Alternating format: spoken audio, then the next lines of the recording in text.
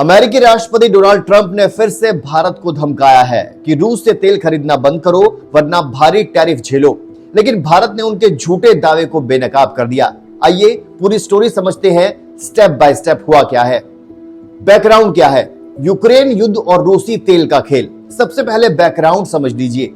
2022 में रूस ने यूक्रेन पर हमला किया। अमेरिका और उसके सहयोगी देशों ने रूस पर सख्त सैंक्शंस लगा दिए, खासकर तेल एक्सपोर्ट पर। लेकिन भारत ने यह मौका लपक लिया। रूस ने भारत को डिस्काउंट पर कच्चा तेल बेचना शुरू कर दिया। नतीजा, भारत रूस का सबसे बड़ा तेल खरीदार बन गया। ऊर्जा मंत्रालय के आंकड़ों के मुताबिक आज भारत अपनी 40% से ज्यादा तेल जरूरत रूस से पूरी करता है। ये सस्ता तेल भारत के लिए वरदान है, क्योंकि इससे पेट्रोल डीजल के दाम कंट्रोल में रहते हैं। लेकिन अमेरिका को यह नागवार गुजर रहा है। उनका तर्क, रूस तेल बेचकर यूक्रेन युद्ध फंड कर रहा है, इसलिए वो भारत जैसे देशों पर दबाव बना रहे हैं। ट्रंप का झूठा दावा क्या था? मोदी जी से बातचीत का झूठ बोला। अब आते हैं मेन ड्रामे पर। ट्रंप ने बुधवार को व्हाइट हाउस में कहा कि उन्होंने प्रधानमंत्री मोदी से फोन पर बात की और मोदी जी ने वादा किया है कि भारत रूसी तेल की खरीद बंद कर देगा। ट्रंप ने इसे अपनी बड़ी डिप्लोमेटिक जीत बताया।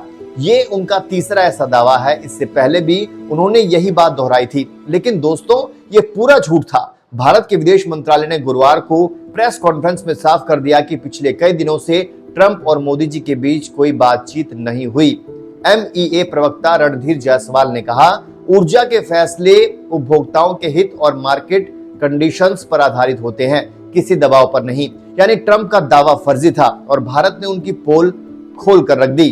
ट्रंप की बौखलाहट क्या है? नई टैरिफ की नई धमकी। ट्रंप को जैसे ही ये पता चला झूठ बेनकाब हुआ, वो तिलमिला उठे। शनिवार को एयरफोर्स वन में पत्रकारों से बात करते हुए उन्होंने फिर दावा दोहराया कि मोदी जी ने आश्वासन दिया है।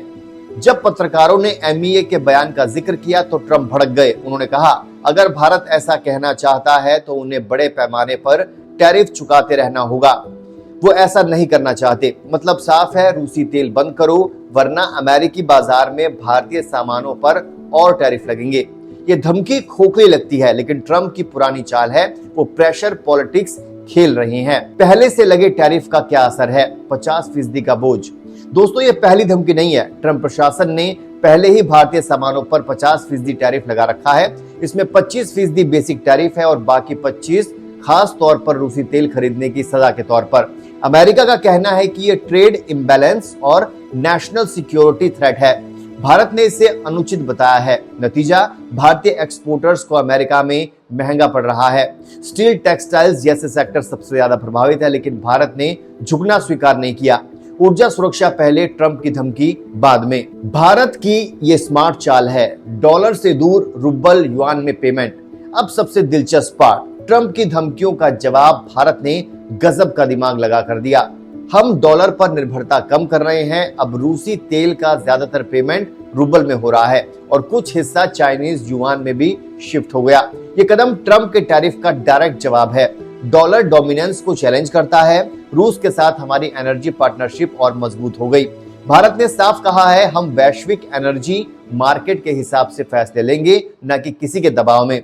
ये मूव न सिर्फ स्मार्ट है, बल्कि ट्रंप के प्लान को फेल करने वाला भी है। ग्लोबल इंप्लीकेशंस और भारत अमेरिका रिलेशंस की बात करते हैं। इस घटना से क्या असर होगा? सबसे पहले भारत अमेरिका ट्रेड रिलेशंस में खटास आ सकती है, लेकिन याद रखिए, दोनों देश क्वाड और स्ट्रेटेजिक पार्टनर्स हैं। ट्रंप की ये चाल यूक्रेन वॉर में रूस को अलग थलग करने की कोशिश है, लेकिन भारत न्यूट्रल पॉलिसी पर अड़ा है।